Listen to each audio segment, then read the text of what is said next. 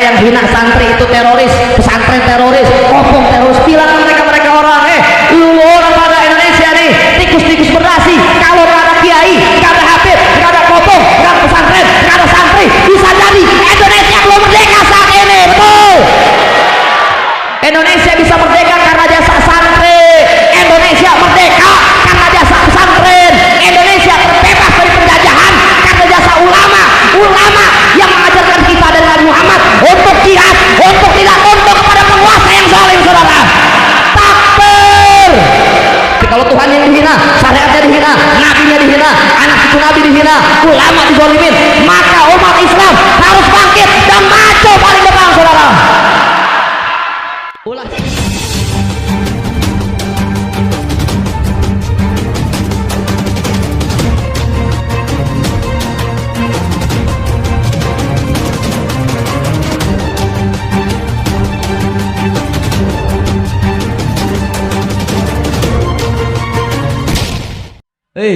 Jadi santri seneng nggak?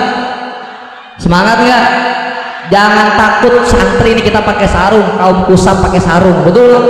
Dibilang kuno, dibilang kampungan, dibilang udik, dibilang nggak punya masa depan. Bilang ke mereka orang yang hina santri, bilang mereka yang hina santri itu teroris, pesantren teroris, kopong teroris. Bilang ke mereka orang, lu orang pada Indonesia nih tikus-tikus berdasi. Kalau nggak ada kiai, nggak ada habib, nggak ada kopong, nggak ada pesantren, nggak ada santri, bisa jadi Indonesia belum merdeka saat ini. Betul, Indonesia bisa merdeka karena jasa santri, Indonesia merdeka karena jasa pesantren, Indonesia terbebas dari penjajahan karena jasa ulama yang mengajarkan kita dan Nabi Muhammad untuk jihad, untuk tidak tunduk kepada penguasa yang zalim. Saudara, takbir. Jadi harus bangga jadi santri. Bagaimana kisah perempuan Sumayyah binti Amr bin Yasir? Betul? Lu tahu Sumayyah binti Amr? Tahu Sumayyah mujahidah pertama kali saya tahu? Nggak tahu. Leminho tahu? Leminho tuh yang perempuan, Leminho tahu? Ria Ricis tahu? Kimi Himi tahu? Lu yang laki-laki yang tahu lu Kimi Himi. Masya Allah. Jangan jadikan maulid agung baginda Nabi besar Muhammad SAW pulang bawa ilmu Nabi, bawa warisannya Nabi. Warisan Nabi Muhammad itu bukan harta, bukan pangkat, bukan jabatan, bukan tahta. Warisan Nabi Muhammad SAW adalah ilmu, amal, waroh, ikhlas, qanaah, juhud. Ilmu itu warisan baginda Nabi besar Muhammad SAW. Nah, saat ini Indonesia sudah mulai luar biasa parah, luar biasa persekusi kepada orang-orang yang menegakkan amar ma'ruf nahi munkar. Kita nih pemuda-mudi nih banyak, lu mau rojali, mau anak mana, yang penting kita harus punya giroh dan bais. Dalam kitab Imam Haddad Adab Sulukil Murid, bais itu daripada min jundullah. Bais itu adalah batinati min jundullah, adalah kekuatan atau dorongan atau hasrat giroh ruhul jihad untuk mampu, untuk berani menegakkan amar ma'ruf nahi munkar. Nah, jadi kalau dalam hati kita ini ada baisnya, ada girohnya, ada ruhul jihadnya, maka besok bisa Indonesia dipegang oleh orang-orang yang jujur, adil dan amanah, sehingga Islam bisa kita robah sistemnya. Maksudnya sistemnya bagaimana? Bukan robah sistem Islam, bukan, tapi merubah sistem negara dengan sistem Islam. Kita hapuskan kredit, riba yang menghancurkan ekonomi muslim. Betul? Kita hapuskan sistem-sistem yang mendiskriminasi ulama. Dimanapun ulama boleh ceramah, boleh jadi dai, boleh mubalik di pesantren, di masjid, di musola, boleh. Tidak ikutin aturan-aturan dibikin oleh orang-orang yang tidak bertanggung jawab kepada kedudukan Islam, sehingga Islam ini selalu diintimidasi. Indonesia ada berapa banyak negara? Ada berapa banyak agama? Banyak. Tapi kenapa Islam yang selalu dituduh teroris? Islam selalu dituduh anarkis, Islam selalu dituduh radikal. Kita lihat saudara muslim kita di Palestina. Di Palestina saudara kita dibantai, dibunuh, perempuannya diperkosa, laki-lakinya dipenjara, ditawan demi menyelamatkan daripada peninggalan warisan para nabi. Apa? Masjidil Aqsa, Baitul Aqsa, bumi para nabi, sejarah Isra Mi'raj nabi dipertahankan oleh muslim-muslim Palestina saudara kita. Mereka tidak gentar mempertahankan bangsanya, mempertahankan negaranya, mempertahankan agamanya, mempertahankan tanah kelahirannya. Maka kita santri-santri Indonesia harus sanggup seperti mereka mempertahankan agama kita. Tatkala syariatnya dihina, nabinya dihina, cadarnya dihina, sarungnya dihina, kita harus marah. Kalau diri kita yang dihina, kita dari tanah, tidak apa-apa, nggak boleh marah karena kita hina dari air mani.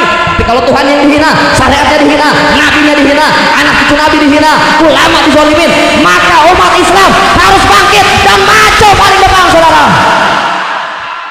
ulah sianan, santri ulah sianan, loba santri lu bisa baca kitab kuning, loba.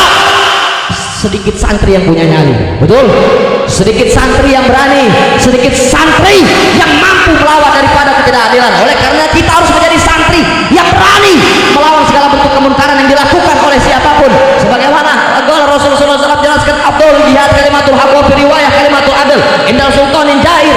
Kita harus berani, saudara, karena sebaik-baiknya jihad, seutama-utamanya jihad adalah melawan, adalah menyampaikan keadilan, menyampaikan kebenaran di hadapan penguasa yang zalim.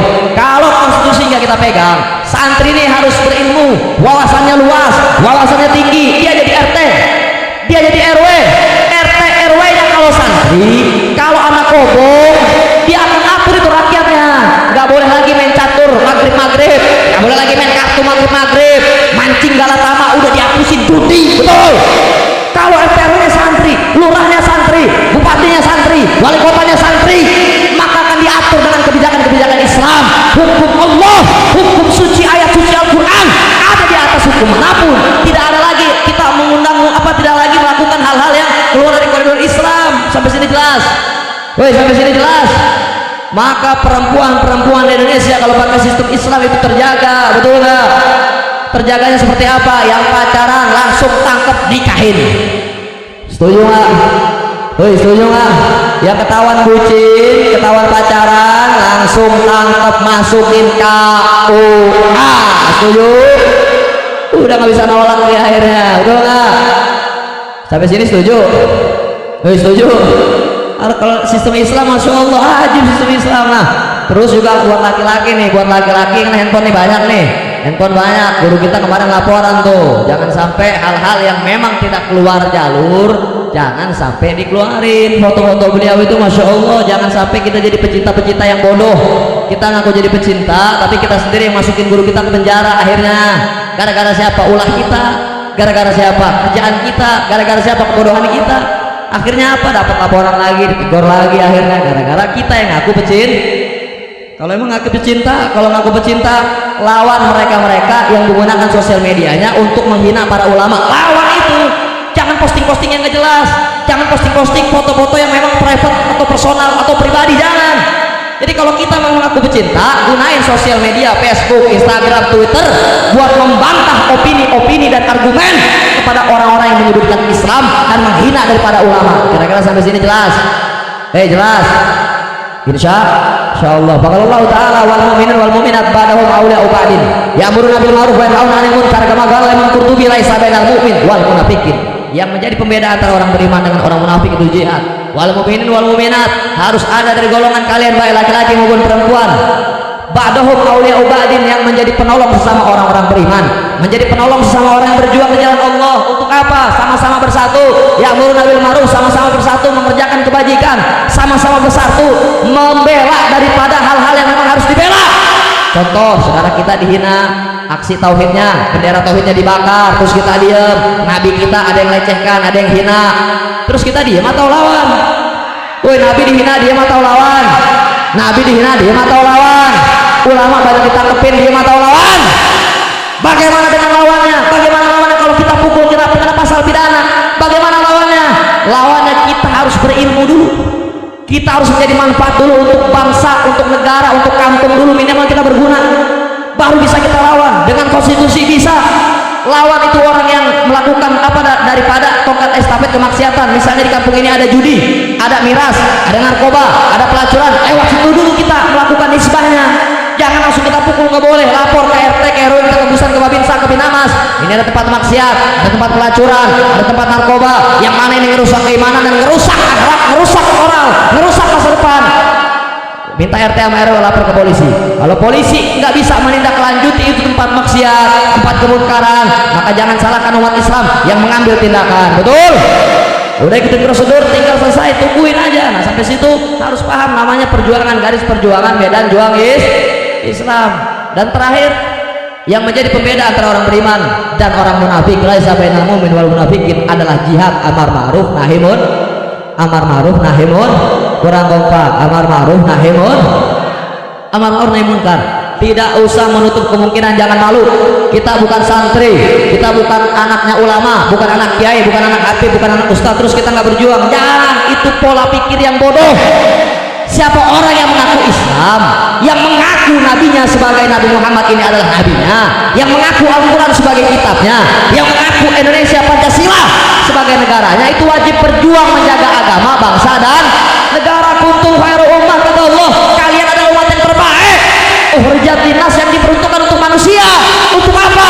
Amruna bil ma'ruf wa nahyuna 'anil munkar, untuk sama-sama bersatu mengerjakan yang baik dan mencegah kemunkaran. Jadi amar ma'ruf nahi munkar bukan tugasnya Habib doang, bukan tugas kiai doang, bukan tugas ustaz doang, bukan tugas abuya ajangan doang, bukan, tapi tugas siapapun orang yang mengaku Kira-kira sampai sini jelas, bisa dimengerti, bisa dijalankan, insya Allah.